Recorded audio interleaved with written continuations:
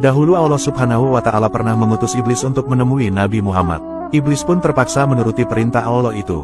Kemudian, ia lantas pergi untuk menemui Nabi Muhammad. Saat itu, Nabi Muhammad sedang berada di rumah salah satu sahabat Ansor di Madinah untuk menghadiri pertemuan jamaah. Ketika pertemuan itu sedang berlangsung, tiba-tiba ada yang memanggil dari luar. "Wahai para penghuni rumah, apakah kalian mengizinkanku masuk, karena kalian membutuhkanku?" Kemudian Nabi Muhammad bertanya kepada para sahabat, "Apakah kalian tahu siapa yang menyeru itu?" Para sahabat menjawab, "Tentu Allah dan Rasul-Nya yang lebih mengetahui." Nabi Muhammad berkata, "Dia adalah iblis yang terkutuk, semoga Allah senantiasa melaknatnya." Mengetahui hal itu, seketika sahabat Umar bin Khattab berkata, "Wahai Nabi Muhammad, apakah engkau mengizinkanku untuk membunuhnya?" Nabi Muhammad kemudian berkata pelan, "Bersabarlah wahai Umar, apakah engkau tidak tahu bahwa dia termasuk mereka yang tertunda kematiannya sampai waktu yang ditentukan yaitu hari kiamat. Sekarang, bukakan pintu untuknya karena dia sedang diperintahkan oleh Allah." Ibnu Abbas berkata, "Maka dibukalah pintu kemudian iblis masuk ke tengah-tengah kami. Ternyata, dia seorang yang sudah tua bangka dan buta sebelah matanya. Dagunya berjanggut sebanyak 7 helai, rambut yang panjangnya seperti rambut kuda, kedua kelopak matanya memanjang terbelah ke atas dan tidak ke samping. Kepalanya seperti kepala gajah yang sangat besar, gigi taringnya keluar seperti taring babi, kedua bibirnya seperti bibir macan atau kerbau. Kemudian dia berkata, 'Assalamualaikum ya Muhammad, Assalamualaikum ya jamaatal muslimin.' Namun, tidak ada satu orang pun yang menjawab salam dari iblis laknatullah itu. Iblis kemudian berkata, 'Wahai Muhammad, aku datang bukan karena keinginanku sendiri, tetapi aku datang karena diperintah Allah.' Nabi Muhammad lalu berkata, 'Apa yang membuatmu terpaksa harus datang ke sini wahai iblis terlaknat?' Ia lantas menjawab, 'Aku didatangi oleh seorang malaikat utusan Allah yang Maha Agung. Ia berkata kepadaku, sesungguhnya Allah menyuruhmu untuk datang kepada Muhammad dalam keadaan hina dan bersahaja. Engkau harus memberitahu kepadanya bagaimana tipu muslihat, godaanmu, dan rekayasamu terhadap Bani Adam, dan bagaimana engkau membujur dan merayu mereka.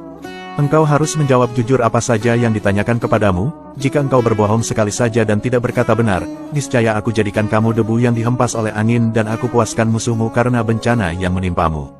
Kemudian, Nabi Muhammad bertanya kepada iblis, 'Jika kamu jujur, beritahukanlah kepadaku siapakah orang yang paling kamu benci.' Iblis lantas menjawab, 'Engkau wahai Muhammad, engkau adalah makhluk Allah yang paling aku benci, dan kemudian orang-orang yang mengikuti agamamu.' Nabi Muhammad lalu kembali bertanya, 'Siapa lagi yang kamu benci?' Iblis menjawab, 'Yaitu anak muda yang takwa yang menyerahkan jiwanya kepada Allah Subhanahu wa Ta'ala.' Nabi Muhammad bertanya lagi, 'Lalu siapa lagi?' Iblis kembali menjawab, 'Yaitu orang alim dan orang yang waro atau orang yang menjaga diri dari hal syubhat lagi penyabar.' Kemudian Nabi Muhammad bertanya, 'Lalu siapa lagi?'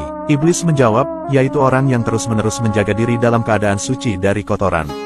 Kemudian Nabi Muhammad bertanya lagi, 'Lalu siapa lagi?' Iblis membalas, 'Yaitu orang fakir miskin yang sabar dan tidak menceritakan kefakirannya kepada orang lain dan tidak mengadukan keluh kesahnya.' Dialog masih berlanjut. Nabi Muhammad lalu menanyakan bagaimana iblis mengetahui jika ia bersabar. Maka iblis menjawab, 'Wahai Muhammad, jika ia mengadukan keluh kesahnya kepada makhluk sesamanya selama 3 hari, Allah tidak memasukkan dirinya ke dalam golongan orang-orang yang sabar.' Setelah itu, Nabi Muhammad kembali bertanya, 'Lalu siapa lagi?' Iblis berkata, 'Yaitu orang kaya yang bersyukur.' Lalu Nabi Muhammad bertanya lagi, 'Bagaimana kamu mengetahui bahwa ia bersyukur?' Iblis menjawab, 'Jika aku melihatnya mengambil dan meletakkannya pada tempat yang halal.' Dan Nabi Muhammad terus melanjutkan pertanyaannya, 'Bagaimana keadaanmu jika umatku mengerjakan sholat?' Iblis lantas menjawab, 'Aku merasa panas dan gemetar.' Nabi Muhammad lalu bertanya, 'Mengapa wahai terlaknat?' Iblis lalu berkata, 'Sesungguhnya, jika seorang hamba bersujud kepada Allah sekali sujud saja, maka Allah mengangkat derajatnya 1 tingkat.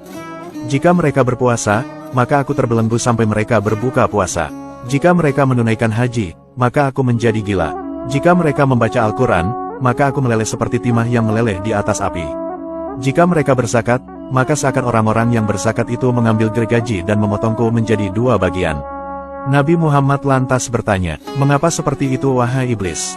Iblis lalu menjawab, 'Sesungguhnya, ada 4 manfaat dalam zakat itu. Pertama, Allah menurunkan berkah atas hartanya. Kedua, menjadikan orang yang berzakat disenangi makhluknya yang lain. Ketiga, menjadikan zakatnya sebagai penghalang antara dirinya dengan api neraka. Keempat, dengan zakat, maka Allah mencegah bencana dan malapetaka agar tidak menimpanya.' Nah, itulah pengakuan nasib iblis ketika melihat umat manusia suka beribadah. Iblis adalah musuh yang nyata. Oleh karena itu, kita sudah sepatutnya untuk terus meningkatkan iman dan takwa agar terhindar dari tipu muslihatnya. Semoga Allah memberikan kemudahan dan kelancaran atas segala aktivitas yang kita jalani. Dengan senantiasa meningkatkan kualitas dan kuantitas ibadah, salah satunya adalah dengan berzakat, infak, sedekah dan wakaf. Mari sisihkan dan rencanakan zakat, infak, sedekah dan wakaf. Ya Allah, semoga kita semua terhindar dari segala macam tipu daya iblis. Amin.